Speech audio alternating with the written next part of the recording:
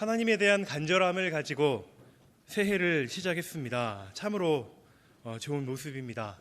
한마음으로 하나님 앞에 모여서 저마다의 소원과 그리고 꿈을 하나님 앞에 아뢰고 그리고 그것을 향하여서 지금껏 달려왔습니다. 한 2달여 시간이 지났죠. 그때의 기도 제목 떠오르시죠? 2020년 나를 복되게 하소서. 우리 가족에 은혜를 베풀어 주셔서 하나님의 기업을 더욱더 넓게 하여 주시고 우리의 생업과 우리의 영혼을 주님께서 인도하여 주시옵소서. 그동안 바라고 기도했던 그 모든 것들이 2020년도에는 반드시 이루어지게 하소서. 과거로부터 간직해온 이 꿈은요, 분명 우리들 앞에 펼쳐질 것입니다. 왜냐하면 하나님이 우리를 이끌어 가시기 때문입니다. 여러분, 지금도 그 꿈을 붙들고 계십니까? 그리고 그렇게 간절하게 하나님 앞에 이 자리에서 간구하였던 그 기도 제목, 지금도 붙들고 계십니까? 우리는 언제나 늘 처음 심정을 회고해 보아야 합니다. 그리고 꿈꿀 수 있도록 인도하신 그분을 바라보아야 합니다.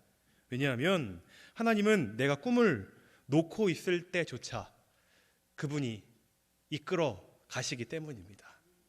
하나님이 분명 주셨다면 성취하시고 이루시는 분 또한 하나님이십니다. 꿈의 배를 이끄시는 선장 되신 주님을 따라갈 때 우리는 어떠한 역경과 환란이 있다 하더라도 계속해서 전진할 수 있는 것입니다. 지난 1월 26일이었습니다. 참으로 안타까운 소식이었는데요. 미 프로농구 NBA LA 레이커스 소속이었던 코비 브라이언트라는 선수가 죽음을 겪은 일입니다. 사랑하는 딸 아이의 농구 경기를 참관하기 위하여서 친지들과 함께 헬기를 타고 가다가 그만 추락하고 맙니다. 캘리포니아 근처에서 말이죠. 그를 사랑하였던 엄청나게 많은 사람들, 전현직 대통령을 비롯해서 미국 전역에 있는 사람들 뿐만 아니라 전 세계에 그를 사랑하는 팬들이 지금도 애도의 뜻을 표하고 있습니다. 그는 선수 시절 굉장히 열심히 연습했던 선수로 기억이 됩니다. 1999년도에는요, 시범 경기 때 손목이 부러지는 그런 일이 있었는데 그때도 그는 팔에 깁스를 한 채 연습을 하기 여념없었다고 합니다. 평상시 새벽 4시 반이면 일어나서 연습을 시작을 했고 그리고 아침 6시가 되면 어김없이 팀 훈련장인 농구 코트에 와서 열심히 운동을 했답니다. 물론 1999년도 자신이 손목이 부러졌을 때도 마찬가지로 그는 다른 선수들보다 가장 먼저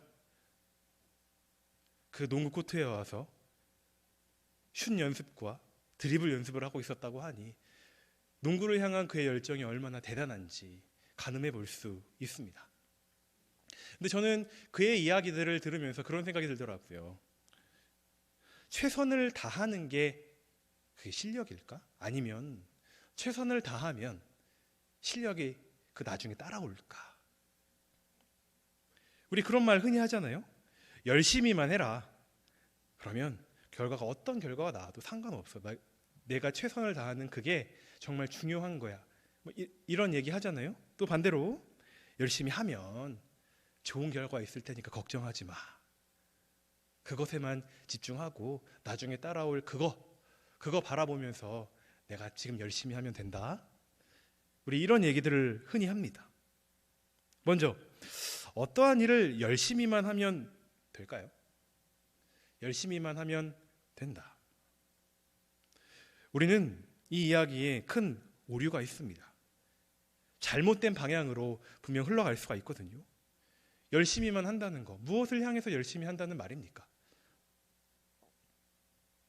열심히만 하면 된다라고 하는 이것에는요, 어쩌면 다량의 피해자가 발생해도 상관이 없다라는 이야기가 내포될 수도 있습니다. 그리고 그 다음으로 최선을 다해야 실력이 생긴다, 이 말. 이건 만일 결과와 열매가 없다면 그것은 최선을 다하지 않은 그런 말인가? 라는 질문을 야기할 수 있습니다. 하나님 말씀에 열심히 순종했지만 매일 정한 시간에 무릎을 꿇고 하나님 앞에 부르짖고 노력했지만 열매가 없습니다. 그럼 그 사람은 잘못한 겁니까?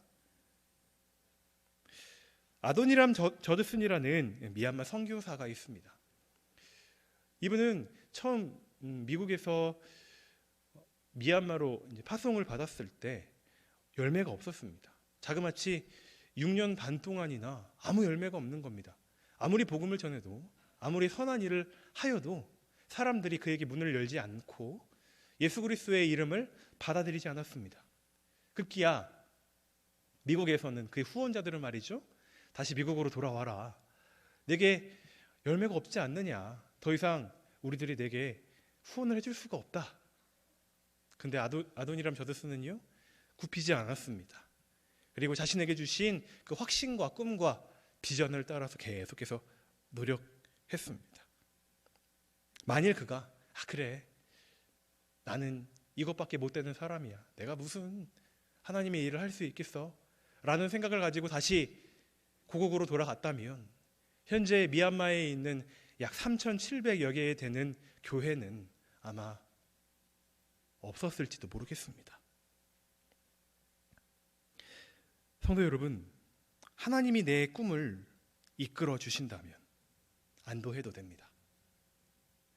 내가 하나님의 눈에, 내 꿈이 하나님의 마음에 합한다면 우리는 계속해서 추진해도 됩니다.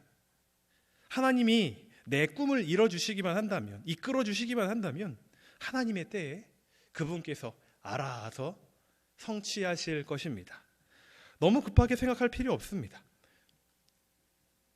열매는 내가 주체가 되어 맺는 것이 아니라 내 안에 예수 그리스도께서 맺으시는 거기 때문에 우리는 그분께서 열매 맺으실 그때를 생각하며 우리의 방향성이 하나님께 맞는지 아닌지를 잘 판가름하여 내가 주님 앞에 오늘도 나의 꿈을 드리고 나의 주도권 대신 그 하나님 앞에, 하나님 내 꿈을 이끌어 가시옵소서.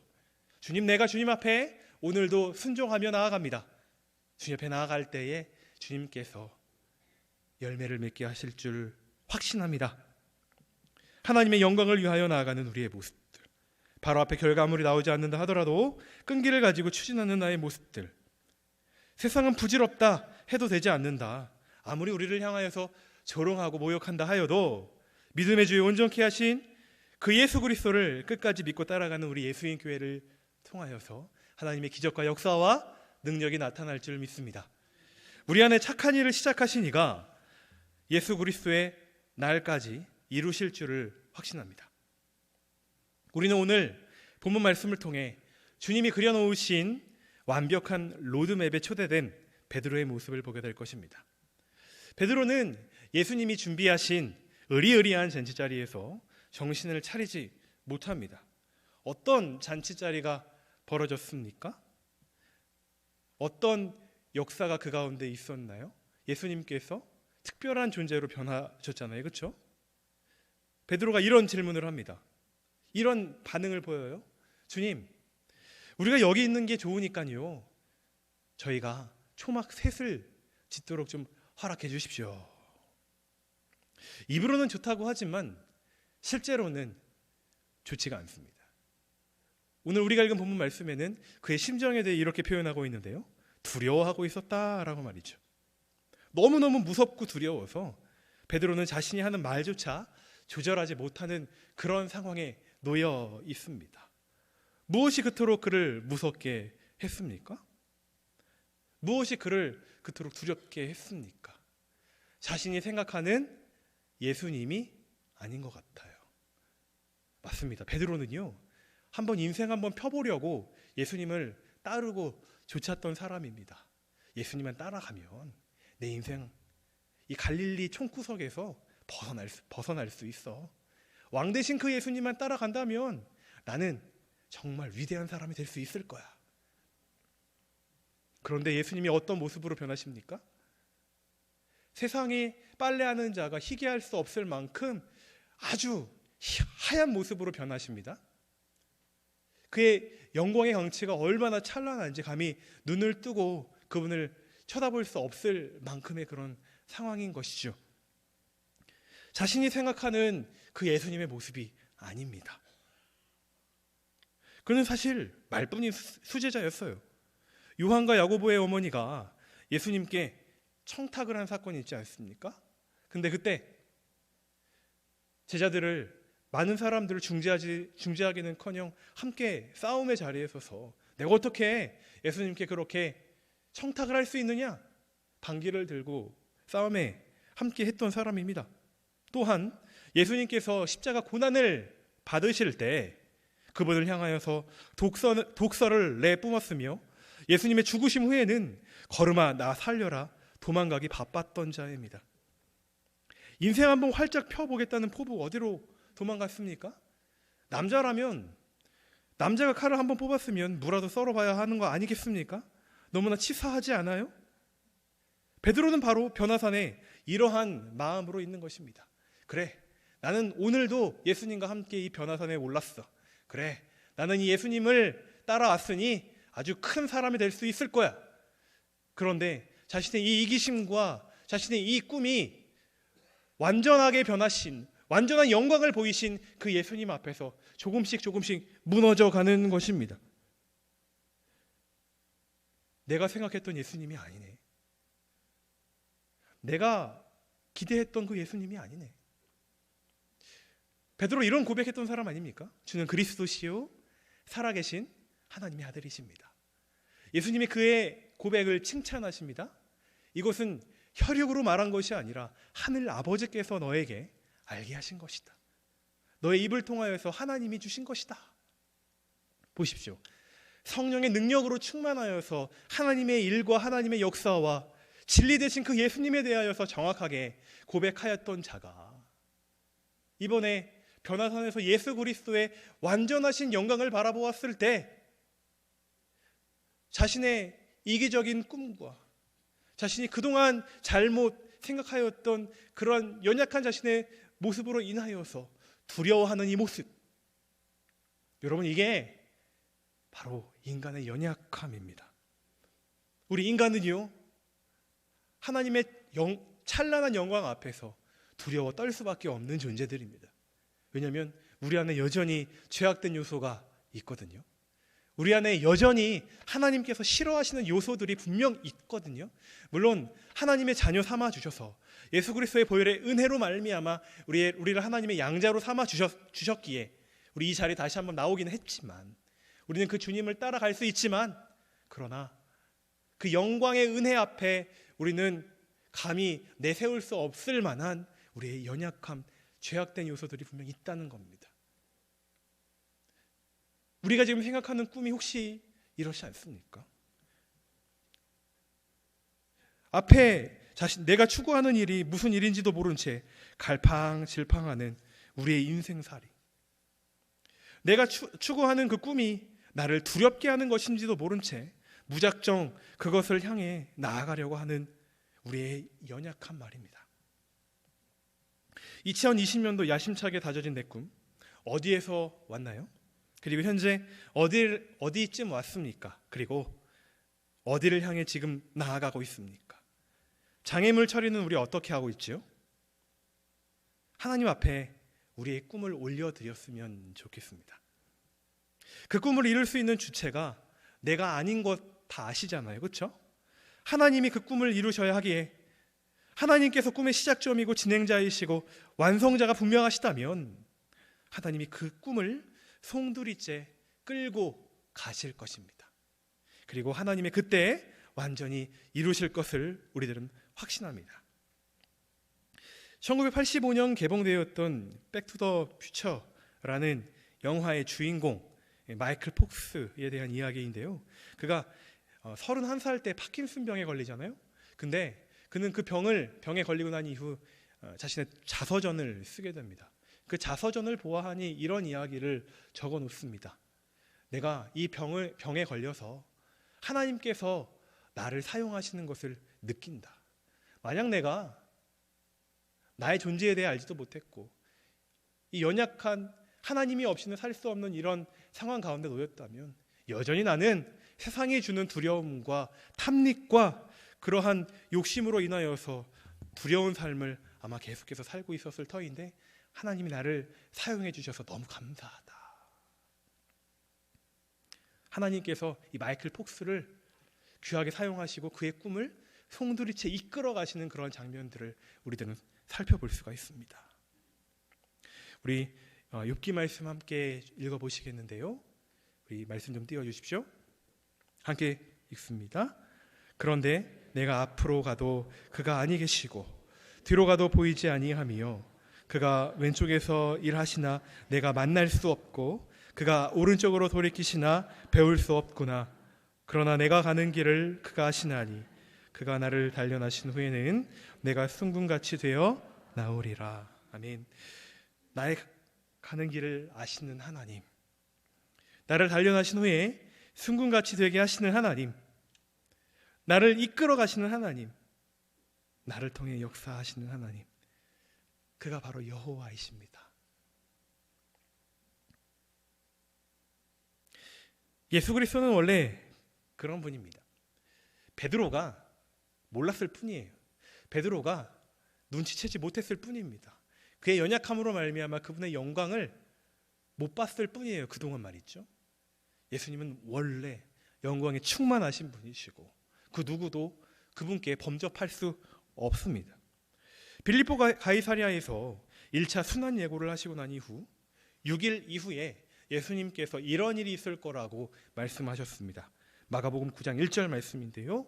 우리 함께 읽습니다. 시작.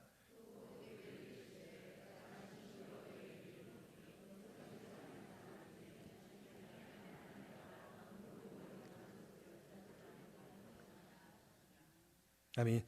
여기 서 있는 사람 중에 죽기 전에 하나님의 나라가 권능으로 임하는 것을 볼 자들도 있다. 누구를 향해 주신 말씀인가요? 오늘 본문 주인공 베드로, 그리고 그와 함께 있는 야고보, 요한에게 주시는 말씀입니다. 죽기 전에 하나님의 나라가 권능으로 임하는 것, 그 말씀대로 높은 산 위에서 영광의 주님의 실체를 바라보고 있는 그들, 그게 바로 예수님의 본래의 영광입니다. 영광의 주님께서 모든 것을 내려놓으시고 고난 받으시고 죽으시고 부활하시기 위해 성육신 하셨습니다. 그리고 갈 바를 알지 못해 갈팡질팡 여기저기에서 주저하고 있는 너무나 연약한 어린 양과 같은 그러한 자를 찾아오셔서 하나님의 자녀 삼아주시고 주의 제자 삼아주시고 하나님의 나라를 위하여서 귀하게 쓰임 받을 수 있는 그러한 특권을 베드로에게 주신 것이죠. 그런데 갑자기 누가 이때 나타납니까? 엘리야, 모세가 나타납니다. 엘리야 누굽니까? 분열왕국 시대에 하나님의 나라와 능력에 대하여서 힘있게 선포하였던 자입니다. 모세 누군가요? 40년 광야 생활 가운데 하나님의 백성들을 주의 그분의 말씀으로 양육하고 이끌었던 그런 위대한 지도자입니다. 사실 그들의 여러 가지 사역 가운데 그들의 포커스는 자신에게 있지 않았습니다. 누구에게 있었나요? 장차 오실 예수 그리스도. 모세가 하나님의 말씀을 통해서 부살렐과 오홀리압 그리고 많은 사람들을, 헌신자들을 통하여서 성막을 짓습니다. 그 성막의 표본이 누군가요? 누굴 예표하고 있어요? 예수 그리스도를 향하고 있습니다. 그들의 눈, 모세와 엘리야의 눈은요, 비록 시간적으로 봤을 때 예수님께서 성육신하신 그때보다 훨씬 이전에 있었던 사람이지만 장차 오실 그 예수 그리스도를 향하여 집중하고 있었습니다. 그들의 꿈과 그들의 비전과 그들의 능력은 예수 그리스도였습니다. 그런데 지금 그 광경을 바라보고 있는 베드로의 그 꿈의 주체는, 그 꿈의 주인공은 누구입니까? 바로 자신이었습니다. 그 주님을 온전히 바라보지 못한 채, 그 주님 앞에 자신의 꿈을 온전히 바라보지 못하니까 그는 그저 두려워서 벌벌벌벌 떨면서 하나님, 제가 초막 여기다가 좀 지을까요? 여러분, 메시지가 들리시나요? 믿음의 주에 온전케 하시는 예수 그리스도를 바라보라. 이때 구름이 몰려오죠. 그들을 덮습니다. 구름 속에서 신적 권위로서의 위대한 소리가 들리는데요, 바로 이런 소리입니다. 이는 내 사랑하는 아들이니 너희는 그의 말을 들으라. 누구에게 주시는 말씀인가요? 엘리야와 모세에게 주시는 말씀인가요? 아니에요. 베드로와 야고보와 요한에게 주시는 말씀입니다. 라삐어라고 이야기하는 그 베드로에게 주님께서 주시는 말씀, 믿음의 주여 온전케 하시는 예수 그리스도를 바라보라. 신적 권위를 가지신 그 예수 그리스도, 말씀이 육신이 되어 우리에게 오신 예수 그리스도, 하나님과의 관계가 완전히 끊어졌던 택자들의 구원 사역을 완성하시는 그분 안에 있는 꿈과 비전과 소망을 바라보라. 그리고 그 하나님의 꿈이 이제 산에서부터 세상으로 내려옵니다. 그 영광의 주님께서 본문 이어서 나오는 9절 말씀에 이렇게 나와 있죠. 주님께서 산에서 내려오셨다라고 말입니다. 영광의 권세를 내려놓은 채 예수 그리스도는 세상으로 내려갑니다. 세상은 예수 그리스도에 대하여 알지 못합니다. 인정하지 않으려고 합니다. 알려고 하지 않아요. 그저 자신에게 있는 탐닉과 풍요와 꿈과 자신들에게 있는 그런 희망만을 바라보면서 오늘도 살아가고 있습니다. 그런데 그 영광의 주님께서, 낮은 자 되신 그분께서 낮은 자 되시사 십자가에서 자신의 모든 것들을 내려놓으셔서 우리를 하나님의 자녀로 삼아 놓으신 그 위대하신 높으신 예수 그리스도께서 오늘도 내려오십니다. 그리고 그 꿈의 실체를 그분 안에서 성취하라 말씀하십니다.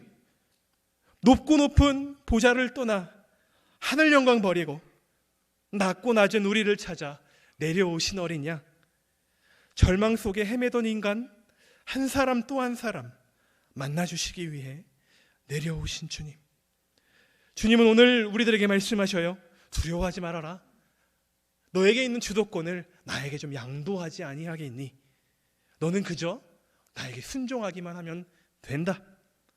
하나님의 때에 하나님께서 열매를 맺게 하신단다. 마지막으로 한 이야기만 하고 마치려고 합니다. LA 올림픽 때 있었던 일인데요. 중국 선수가 다이빙 종목에서 금메달을 땁니다. 근데 그 소녀에게 굉장히 큰 그런 담대함이 그 얼굴 가운데 보였나 봐요. 기자가 인터뷰를 요청을 하는데 당신의 그 담대함과 그 당당함은 어디서 나왔나요? 그랬더니 그 소녀가 이렇게 얘기를 하더랍니다. 저는요 사실 어렸을 때 100m를 굉장히 좋아했던 소녀였어요. 근데 100m를 너무 잘 못 뛰어서 넘어지는 일도 굉장히 많았고 달리기를 못했기 때문에 늘 입상권에서 멀어졌었죠. 근데 저희 어머니가 늘 저에게 이런 말씀을 해주셨어요. 얘야, 나는 내가 1등 하는 것보다 내가 그 자리에서 넘어진 자리에서 일어나는 내 모습이 너무너무 좋단다. 비록 상은 받지 못했지만 끝까지 내가 달리는 그 모습이 너무너무나 아름다워. 저희 어머니가요 이런 얘기를 또 해주셨어요. 제가 다이빙을 시작했을 때 얘야, 상 못 받는다고 걱정하지 마. 나는 내가 다이빙 대 위에서 멋지게 다이빙하는 그 모습 자체가 너무너무 좋아. 저는요 다이빙 대 위에서 저희 어머니가 해줬던 이 이야기를 기억을 하면 늘 웃음꽃이 피고요 당당함과 그 어떤 용기가 좀 생기는 것 같아요. 그래서 저는 제가 이렇게 금메달을 딸 수 있었던 거 저희 어머니 때문이에요. 성도 여러분, 하나님이 주신 꿈을 향해 오늘도 전진하는 우리의 모습을 보며 주님께서 이렇게 말씀하지 않겠습니까? 나는 내가 자랑스럽다. 비록 장애물 때문에 걸려 넘어져서 어린아이처럼 5살, 6살 어린아이처럼 눈물을 흘리면서 주님 너무 힘들어요. 투덜투덜 대면서 그렇게 나아갈 때도 있지만 얘야, 나는 네가 다시 나를 바라보는 그게 너무너무 좋아. 오늘도 전진하며 순종하는 우리의 모습을 기뻐하시는 우리 주님의 그 환한 모습을 기대하며 내 꿈의 주도권을 데리고 그 주님의 인도하심에 순종하고 그 영광의 광채 아래서 기쁘게 그분을 따라가는 모든 예수인 교회 공동체 되었으면 좋겠습니다. 기도로 마치겠습니다. 때로는 힘에 벅찹니다. 때로는 어디로 가야 할지 모르겠습니다. 때로는 일어나는 것조차 잊어버리기도 합니다. 그럼에도 불구하고 우리를 격려하시고 이끌어주시고 안아주시고 밀어주시는 주님으로 인해 주님을 오늘도 바라봅니다. 꿈의 실체이신 주님께 모든 주도권을 드리게 하소서. 꿈을 이루시는 주님께 순종하게 하소서. 그 주님으로 인해 기뻐하게 하소서. 예수님 이름으로 기도합니다. 아멘.